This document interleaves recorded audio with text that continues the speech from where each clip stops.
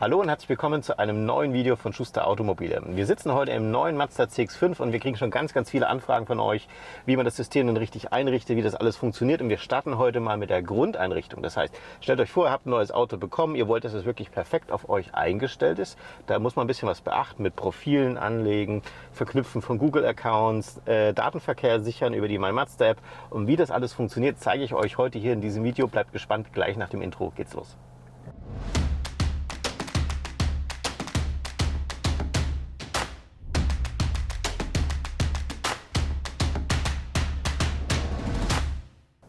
Ja, wie gerade schon angekündigt, heute also mal die Grundeinrichtung von eurem Auto. Da habe ich nämlich schon festgestellt, dass da manchmal so ein bisschen gehakt hat, denn ihr habt das Auto irgendwie bekommen, da war schon irgendwas drauf, aber ihr wisst nicht so genau, was hat die Werkstatt eigentlich vorher gemacht. Und deswegen möchte ich euch hier Schritt für Schritt erklären, wie ihr das wirklich perfekt auf euch einstellt, wie ihr da Profil anlegt und was weiß ich noch alles. Und wir starten auch gleich mal hier in diesem Fahrzeug. Und da ich nicht genau weiß, an welchem Stand ihr im Moment bei eurem Fahrzeug schon seid, machen wir einfach mal Folgendes. Wir tun das Fahrzeug jetzt hier komplett auf Werkseinstellungen zurücksetzen, denn wie ich gerade schon sagte, wir wissen nicht 100% genau, was denn die Werkstatt, die euch das Auto gegeben hat, oder der Händler, was die schon bei dem Auto vorkonfiguriert haben, damit das eben alles funktionierte, als ihr das Auto abgeholt habt. Und damit das funktioniert, mache ich jetzt mal Folgendes. Ich gehe jetzt hier mal in die Einstellungen rein, gehe ganz nach unten, und zwar hier auf Systemeinstellungen, und dann haben wir hier Systemeinstellungen zurücksetzen. Ihr müsst also keine Panik haben. Im Endeffekt wird jetzt hier nicht irgendwas vom Auto komplett gelöscht und hinterher haben wir irgendwelche Fehlermeldungen, sondern wir setzen einfach hier den kleinen Computer zurück, sodass der wirklich bei 0 anfängt, und so hat jeder jetzt hier in diesem Video den gleichen Startpunkt. Ich gehe jetzt hier auf alle Daten löschen und gehe auf alle Daten löschen und nochmal bestätigen das Ganze. Jetzt dauert es ungefähr so circa 20-30 Sekunden, bis das System sich resettet hat, und dann melde ich mich gleich wieder. So, das System ist nun komplett neu gestartet und befindet sich jetzt in dem Zustand, wie wir das Auto auch bekommen, jetzt frisch vom Werk kommt. Und hier wird man tatsächlich sehr schön durchgeführt, und das ist auch der Grund, warum wir jetzt hier mit euch starten. Wir fangen gleich mal an bei der Sprachauswahl. Da sucht ihr euch natürlich das Passende für euch aus. Ich nehme jetzt hier natürlich mal Deutsch. Ja, dann müsst ihr nicht viel machen, einfach hier auf Profil einrichten gehen. So, jetzt kommen wir hier zum Thema Datenkommunikation. Da müssen wir mal kurz drüber sprechen. Viel könnt ihr da nicht machen. Ihr seht im Endeffekt hier nur, dass die aktuellen Konnektivitätsdienste von Mazda noch nicht aktiviert sind, aber grundsätzlich mal das System überhaupt aktiv ist. Was bedeutet das jetzt? Ist die Frage, wie findet denn überhaupt dieser Datenverkehr bei diesem Gerät statt? Das ist ja im Endeffekt ein Android-Tablet, wenn man sich das so vorstellt, ein kleiner PC sozusagen. Und da werden natürlich einige Daten ausgetauscht, schon allein für Google Maps, wenn ihr eine Route plant, wenn ihr zum Beispiel den Sprachassistenten verwendet, damit er eure Sprachbefehle erkennen kann, für die ganzen Apps, die möglich sind und. So, Mazda hat Folgendes gemacht: Wenn ihr euch mit der My Mazda App verbindet, nämlich diese Konnektivitätsdienste macht, dann zahlt Mazda euch für die wichtigsten Dinge schon mal komplett den Datenverkehr für 3 Jahre. Und dann ist natürlich immer noch möglich, hier noch weitere Dienste zu nutzen. Wenn ihr zum Beispiel eben YouTube-Videos schauen wollt oder Musikstreaming und so weiter, dann übernimmt das tatsächlich eben Mazda nicht, weil das sehr viel Datenverkehr ist. Dann müsst ihr mit einer zweiten Methode arbeiten. Und zwar stellt ihr dann dem Auto Internet zur Verfügung. Da gibt es 2 Methoden, die sinnvoll sind. Zum einen mal euer Smartphone. Das heißt, hier macht ihr einen sogenannten Hotspot auf. Ihr stellt außer dem Auto ein WLAN zur Verfügung, in den es sich einloggen kann, so ähnlich wie wenn ihr zu Hause seid. Und euer Handy bietet dann sozusagen den Datentarif an. Hat den großen Vorteil, dass ihr kein zusätzliches Equipment braucht. Das ist der ganz normale Datentarif, ihr müsst nichts extra bezahlen. Und dann könnt ihr eben auch diese Zusatzfunktionen wie Videostreaming, Netflix und was weiß ich alles, was ihr wollt, eben auch hier auf dem Auto nutzen. Dann gibt es noch eine dritte Version, wenn ihr das wirklich exzessiv nutzt, dann würde ich euch empfehlen, das nicht mit einem Hotspot zu machen, sondern mit so einer Art mobilen Router. Da gibt es so kleine Kästchen, da tut man eine SIM-Karte rein, kriegt man meistens vom eigenen Anbieter relativ günstig oder sogar kostenlos, und das nutzt dann den gleichen Datentarif. Dann versteckt man das irgendwo im Auto, versorgt es mit Strom, und dann sendet das immer, wenn ihr Auto fahrt, ein WLAN-Signal aus, dann kann sich das Auto direkt mal einloggen, und das hat den großen Vorteil, da müsst ihr nicht irgendwie am Handy noch irgendwas einrichten, das funktioniert vollautomatisch. Aber wie gesagt, für die meisten Kunden wird wahrscheinlich die Konnektivität von My Mazda wirklich perfekt funktionieren, außer ihr seid wirklich jemand, der eben Video schauen will. Wie das Ganze dann funktioniert, wie wir das Auto mit dem Handy verknüpfen oder mit der My Mazda App, zeige ich euch im Hinterher. Das jetzt nur mal hier an dieser Stelle. Wir gehen natürlich jetzt gleich mal hier auf Weiter. Und jetzt fragt uns das Auto nach einem Profil. Und jetzt würde ich natürlich mit dem Hauptnutzer anfangen. Also ihr könnt dann natürlich irgendwas nehmen, seid da super kreativ, euren eigenen Namen. Ich nenne das Auto jetzt einfach mal hier Vorführwagen. Also zum Beispiel eben Vorführwagen.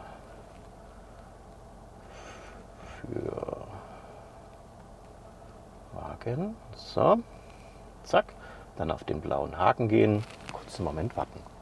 So, jetzt kommen wir hier natürlich, ja, typisch Deutschland zum Thema Datenschutz. Wie soll das Ganze alles ausgestaltet sein? Hier müsst ihr euch ein bisschen Ruhe nehmen, einfach mal kurz durchschauen. Ihr habt jetzt hier eben die Möglichkeit, Standortfreigaben zu geben mit beliebigen Apps. Ihr könnt es einschränken. Nutzungs- und Diagnosedaten, wenn irgendwelche Fehler aufgetreten sind, damit man das sofort erkennen kann. Wie sollen die Updates ablaufen? Wie soll der Datenverkehr stattfinden? Nur über bestimmte Netzwerke und so weiter. Wie soll der Google Assistant, das ist sozusagen die künstliche Intelligenz bei Google, man sagt auch Google Gemini dazu, wie soll die reagieren, nur mit der Sprachtaste hier am Lenkrad oder möchtet ihr auch das Ganze mit Hey Google haben, könntet ihr später natürlich auch noch einstellen. Darf der Sprachassistent auf eure Kontaktdaten zugreifen, um eben bessere Ergebnisse zu erzielen? Wie soll es sein, wenn es zum Beispiel euch versehentlich verstanden hat und sich aktiviert hat, irgendwas gehört, was ihr nicht hören wollt? Wie könnt ihr das wieder abstellen, löschen? Solche Sachen könnt ihr hier einstellen. Ganz cool ist auch gemacht, dass Mazda natürlich erkannt hat, dass wir hier ein online-basiertes System haben. Aber es gibt natürlich auch Situationen, da fahrt ihr in die Berge im Tunnel, dann habt ihr natürlich einen sehr, sehr schlechten Empfang. Und hier hat Mazda Folgendes gemacht, wir haben internen Speicher. Das heißt, wenn ihr eine Route plant, wird sowieso die komplette Route auch mal offline zur Verfügung gestellt, sodass egal wie schlecht der Empfang ist, habt ihr immer eure Route im Navi. Oder ihr könnt es sogar so einstellen, wie es im Moment jetzt standardmäßig eingestellt ist, dass wenn Maps geöffnet ist, wird trotzdem immer um euch herum das Wichtigste gespeichert, sodass auch, wenn ihr spontan euch entscheidet, irgendwo hinzufahren, es trotzdem funktioniert, obwohl ihr gar keinen Datentarif habt. Okay, das sind so die wichtigsten Sachen. Lädt euch da ein bisschen Zeit. Ich gehe jetzt hier einfach mal standardmäßig auf Akzeptieren. Er fragt mich jetzt hier nochmal, möchtest du nicht doch lieber hier mit Hey Google das System ansprechen? Erspart euch einfach so einen Tastendruck. Das muss jeder von euch selber entscheiden. Ich tue es jetzt einfach mal aktivieren.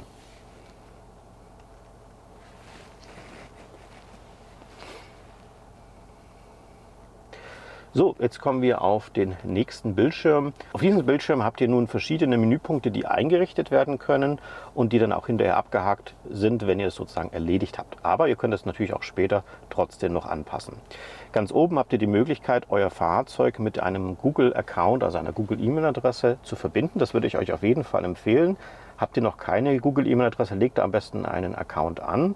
Hat mehrere Vorteile. Zum einen könnt ihr dann später auch in einen sogenannten Play Store oder einen App Store reingehen, wo es spezielle Apps gibt, die wirklich sehr nützlich und sinnvoll sind, die speziell für Autos gedacht sind. Gibt es auch ein paar richtig unterhaltsame Dinge.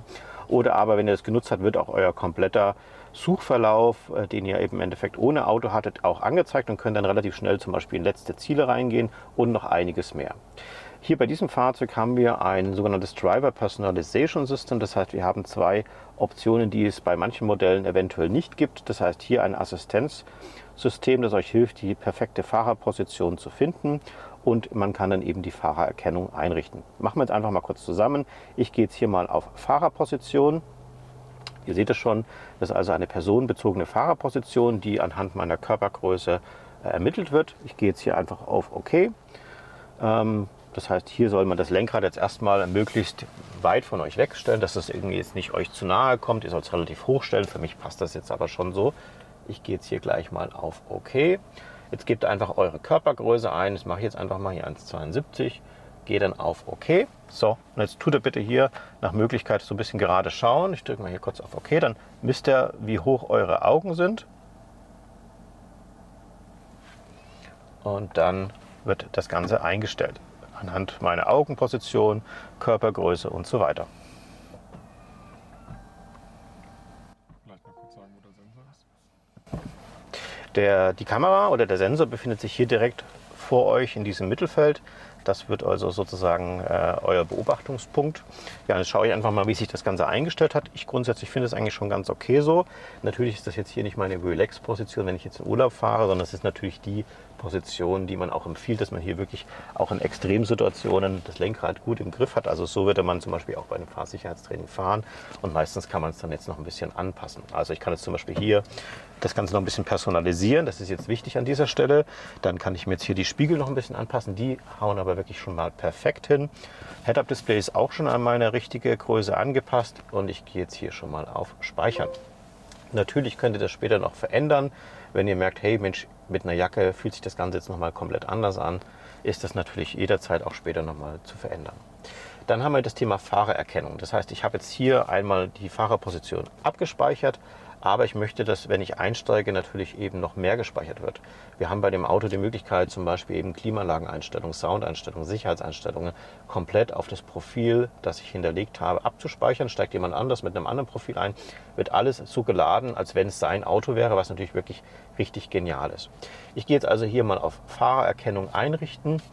Dann hier nochmal die Erkennung sozusagen. Man soll also Gegenstände, die man im Gesicht hat, zum Beispiel eben eine Sonnenbrille, soll man am besten entfernen, dass man eben möglichst gut erkannt wird. Ich gehe jetzt hier auf OK. So, man soll also nach vorne blicken, langsam links, rechts, oben, unten machen. Das habe ich gerade schon getan, während ich mit euch gesprochen habe. Und damit ist das Ganze jetzt auch schon abgeschlossen. Geht wirklich sehr schnell. So, dann kommen wir zum nächsten Punkt, Smartphone mit Bluetooth verbinden. Das können wir gleich mal tun. Das heißt, hier gehe ich drauf. Jetzt müsst ihr bitte in euer Handy reingehen und zwar hier in die sogenannten Bluetooth-Einstellungen. So, das muss aktiviert sein. Manchmal gibt es auch so eine Taste sichtbar und so weiter. Und wenn ihr da drin seid, taucht das dann auch da oben auf. Bei mir seht ihr jetzt schon hier, mein iPhone ist zu sehen. Wenn es bei euch nicht ist, dann einfach, wie gesagt, hier mal schauen, ist Bluetooth wirklich an. Dann tippt ihr einfach nur da drauf. Kommt hier so eine Verbindungsanforderung mit einer Nummer drauf, ist einfach nur ein Vergleich, ist nichts Wildes, müsst ihr nicht aufschreiben. Dann geht er hier auf Koppeln, hier auf Koppeln. Dann fragt er, ob es okay ist, wenn er die ganzen Kontakte synchronisiert. Das ist eben auch das mit diesem Thema Datenschutz, was wir vorhin hatten, dass er einfach das nutzen kann für Telefonie und so weiter. Und jetzt stellt das Auto eben auch noch fest, dass das Handy hier Apple CarPlay fähig ist. Und dann kann ich hier eben auf Verbinden gehen. Ich muss allerdings hier das System also als Wi-Fi-Client deaktivieren. Machen wir gleich mal. Und dann gehe ich hier auf Verbinden. So, dann haben wir hier nochmal den Hinweis, Kontaktdaten verwenden, um Anrufe und das Senden von Nachrichten zu verbessern. Um einfach nachzuschauen, ist der Name, den ihr da gesagt habt, auch wirklich im Kontaktbuch. Nicht, dass er irgendwie dann verwechselt. Dann geht er hier bitte auf Weiter. Gut, abgeschlossen, also auch ein Haken dran. Dann haben wir hier das Thema Profilsperre.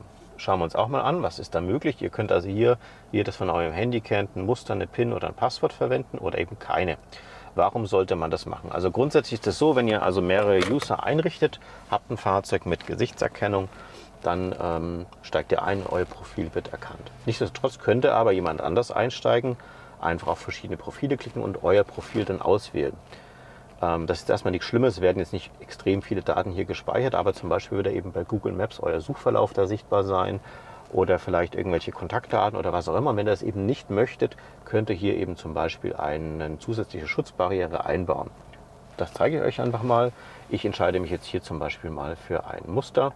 So, dann könnt ihr jetzt hier euch ein Muster auswählen. Ich nehme jetzt hier einfach mal zum Beispiel dieses Muster hier. So, dann müsst ihr das Ganze nochmal dann gleich wieder bestätigen. So. Okay, und dann bestätigen. Das nächste Mal, wenn das Auto mich erkennt, wird nicht automatisch der Datensatz geladen, sondern ich muss also vorher erst dieses Muster eingeben. Ja, und dann gibt es noch etwas Geniales, das haben sich auch viele Kunden von euch gewünscht. Und zwar stellt euch Folgendes vor, ihr habt also zum Beispiel ein Auto gewechselt, habt ein neues Auto gekauft. Und da fragen die Kunden öfter mal nach, ist denn irgendwie möglich, die ganzen Daten aus dem Navi, aus dem System und die einzelnen Einstellungen auf das neue Auto zu übernehmen. Das war wirklich schon häufig, dass wir da E-Mails von euch bekommen haben. Bisher ist es tatsächlich nicht so gewesen. Ihr musstet immer alles komplett neu konfigurieren. Jetzt könntet ihr also eure ganzen Einstellungen, die ihr später gemacht habt, eure ganzen Profile könnt ihr auf dem USB-Stick speichern und könnt dann das in einem anderen CX5 einfach einstecken und dieses Profil laden und zack sind alle Einstellungen so hinterlegt, wie ihr das bei dem anderen Auto abgespeichert hattet. Eben besonders sinnvoll, wenn ihr irgendwie einen Unfallschaden hattet, ein großes, dann müsst ihr nicht immer alles von vorne machen. Mietwagen, solche Geschichten, die da eine Rolle spielen. Eigentlich eine richtig coole Sache. Das lasse ich jetzt mal, weil ich habe natürlich kein Profil, was ich jetzt hier aktivieren kann. Also wir sind jetzt fast fertig, bis auf den Google Assistant, da kümmern wir uns gleich drum. Und die Benutzereinstellungen, die wir jetzt nicht wiederherstellen können, weil wir keine haben. Deswegen sage ich jetzt hier später abschließen. So, jetzt sind wir hier auch schon in unserem Auto drin. Ihr seht hier oben euren Profilnamen. Das ist jetzt hier unser einziges Profil, was wir angelegt haben. Ihr könnt jetzt hier natürlich draufdrücken und ihr seht schon, wir haben ein Gastprofil. Das ist das für den Standard-User. Vorführwagen ist das, was ich mir jetzt anlege. Alles, was ich jetzt hier abspeichere, wird immer unter dem Namen Vorführwagen gespeichert. Und dann könnte ich natürlich hier einfach auf Profil hinzufügen gehen und ein neues Profil anlegen. Wenn ich also zum Beispiel noch einen zweiten Nutzer anlegen will, geht hier einfach auf OK.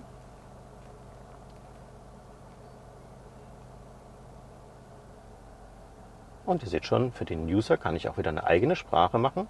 Ich kann also hier wiederum ein eigenes Profil einstellen. Nochmal das Thema Datenkommunikation. Das kann der User natürlich für sich selber einstellen, wie er das eben möchte. Und ich kann jetzt hier eben sagen, okay, dieses Profil soll heißen Test. So, und dann sage ich okay. Auch hier der zweite Nutzer kann sich selber entscheiden, welche Daten er teilen möchte, welche nicht, wie das System funktionieren soll. Lasse ich jetzt einfach mal. So, er kann sich für Google Assistant entscheiden. Ich soll es einfach mal aktivieren. Also alles, was ihr gleich auch schon hattet, eben hier nochmal komplett. Das, was schon erledigt wurde, hat er hier schon abgehakt. Und ich gehe jetzt einfach mal auf später abschließen. Er kann sich natürlich auch eine eigene Profilsperre und so weiter einlegen. Okay, jetzt sind wir also im Nutzer-Test. Okay, jetzt könnte ich natürlich das Auto ausmachen, anmachen, würde dann praktisch erkannt werden. Ich kann natürlich auch einfach hier drauf drücken und jetzt eben das Profil wählen, was ich mir vorhin ausgesucht hatte, also Vorführwagen. Springe ich wieder zurück. So, und jetzt kommt dieses Muster, was ich vorhin eingegeben habe. Ich sehe also hier keinerlei Informationen. Das ist wirklich also maximaler Schutz. Und dann kann ich jetzt hier mein Muster eintippen und schon bin ich in meinem Profil drin.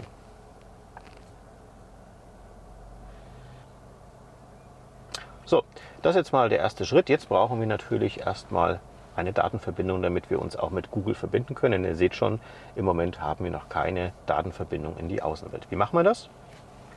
Ihr schnappt euch euer Handy und die sogenannte My Mazda App. Und für alle, die jetzt sagen, oh, wie My Mazda App, wo finde ich die, wie installiere ich die, wie funktioniert das alles? Das werde ich jetzt hier in diesem Video nicht zeigen, weil das wirklich für praktisch alle Mazda-Modelle gleich ist. Da verlinke ich euch hier oben einfach mal dieses Video. Schaut euch das an dieser Stelle kurz an und springt dann wieder hier in dieses Video zurück. Ich habe das jetzt schon mal so weit vorbereitet, um euch trotzdem so ein bisschen mitzunehmen. Das heißt, auf meinem Handy ist die My Mazda App schon drauf. Das Fahrzeug habe ich schon mit der Fahrgestellnummer eingescannt. Es ist allerdings noch nicht mit diesem Fahrzeug verbunden, um es hier ein bisschen schneller zu machen. Also ich versuche mal gerade mein Handy ein bisschen sauber zu machen. Sekunde. So, also hier seht ihr schon, das ist der CX-5. Und dann steht hier registrieren, weil das Auto eben noch nicht für diese Datenverbindung registriert ist. Und dann gehe ich jetzt hier einfach auf registrieren drauf. Das ist aber auch wie in dem Video genauso beschrieben. Ich sage, jetzt möchte ich die Registrierung starten, muss hier die allgemeinen Geschäftsbedingungen akzeptieren, damit das funktionieren kann. So, und jetzt sagt er, bitte Zündung anmachen. Das ist jetzt bei uns hier schon der Fall. Dann gehe ich auf Weiter und dann sage ich, ich möchte einen Code anfordern. Dann dauert es einen kleinen Moment. Wichtig ist, dass ihr jetzt nicht irgendwo in der tiefsten Tiefgarage seid, wo ihr keinen Mobilfunkempfang habt. Und dann zeigt er euch hier einen Code an. Das ist ein bisschen klein zu lesen. Also tippe ich den jetzt einfach mal hier ein. 524695. Und dann sage ich senden. So, jetzt dauert es einen kleinen Moment, bis das Ganze im Server registriert ist. Im Normalfall reden wir hier über vielleicht 20 bis 30 Sekunden. Die seht ihr schon für Konnektivitätsdienste registriert. So, okay. Jetzt haben wir also mal sichergestellt, dass das Fahrzeug Internetempfang hat, damit eben mal die wichtigsten Funktionen funktionieren. Okay, jetzt gehen wir mal hier in Google rein und dann seht ihr schon anmelden. Das heißt, wenn ihr also Google Maps nutzen wollt, dann müsst ihr zwar keinen Google-Account haben, aber es macht es einfach einfacher. Ich gehe jetzt hier mal direkt auf Anmelden. So, und jetzt seht ihr schon, ich bin in Google drin. Ich habe also Internet, aber ich will jetzt trotzdem mich jetzt hier in Google anmelden. Okay, jetzt wird euch hier ein QR-Code angezeigt. Da geht ihr einfach in die Kamera von eurem Handy rein, scannt dieses QR-Feld ein. Da wird hier unten bei mir jetzt bei meinem iPhone so ein Feld angezeigt. Da drücke ich drauf. Und dann steht eben da, dass ich ein Konto gefunden habe. Ich kann also verschiedene Konten auswählen. Ich nehme jetzt einfach mal das, was mir angeboten wird. Und dann müsst ihr da nochmal eine Freigabe geben. Das heißt, dass ihr wirklich akzeptiert, dass euer Auto auf diesen Account zugreifen darf. Das ist jetzt hier nochmal ein interessantes Bildschirm für euch. Verdächtige Anmeldeversuch, weil einfach jemand Fremdes sich sozusagen einloggt. Das Auto loggt sich bei mir in meinem Google-Account an. Jetzt sage ich hier, ja, anmelden. Fertig. Okay. Jetzt ist also der Google-Account auch mit eurem Fahrzeug verknüpft. Und jetzt habt ihr eigentlich das Wichtigste getan, um hier eigentlich alle Funktionen in diesem Fahrzeug nutzen zu können. So, hier seht ihr auch nochmal, was alles synchronisiert wird. Das ist im Endeffekt hier Google Maps. Das müsste der Play Store sein und da bin ich mir gerade, das müsste der Gemini, der Sprachassistent sein. Das ist also jetzt synchronisiert. Das kann tatsächlich auch noch mehr sein, weil wir auch Kalendereinträge und so weiter übertragen können. So, fertig. Das heißt, jetzt an dieser Stelle habt ihr euer Auto komplett mit dem Internet verbunden, seid also bestmöglich vernetzt, um wirklich alles nutzen zu können. So, es liegt natürlich an euch, hier einfach mal so ein bisschen rumzuprobieren, auszutesten, was eigentlich alles möglich ist. Ich finde es immer praktisch, sich selber ins Auto reinzusetzen und einfach mal ein bisschen, sich ein bisschen Zeit zu nehmen dafür. Wir werden euch allerdings natürlich auch in Zukunft mit vielen weiteren Videos hier zu diesem System versorgen. Da gibt es ja wirklich einige interessante Dinge, die etwas tiefer versteckt sind. Da bin ich natürlich auch ein bisschen auf eure Unterstützung angewiesen. Was interessiert euch hier speziell beim CX5? Was gibt es da für Themen, wo euch vielleicht noch unklar sind? Wenn ihr euch schon ein bisschen mit dem Thema beschäftigt habt, schreibt das einfach mal unten in die Kommentare rein und dann schaue ich einfach mal, ob wir da vielleicht ein schönes Video für euch machen können. Mir sind sicherlich schon so ein paar Themen wie Sicherheits- und Assistenzsysteme aufgefallen, wo es wirklich so viel gibt, wo es sicherlich notwendig ist, hier mal ein Video zu erstellen oder wie das mit den Apps funktioniert, was man da alles einstellen kann. Also da werden wir auf jeden Fall einiges machen, aber trotzdem schickt uns auf jeden Fall hier mal Feedback. Wenn euch dieses Video hier gefallen hat, freuen wir uns natürlich über ein Like von euch. Wir freuen uns allerdings noch mehr, wenn ihr den Kanal abonniert. Das ist komplett kostenlos für euch. Drückt einfach die Glocke, dann kriegt ihr übrigens immer eine Info, wenn wir ein neues Video hochgeladen haben. Ansonsten bedanke ich mich wie immer fürs Zuschauen und wir sehen uns wieder beim nächsten Video.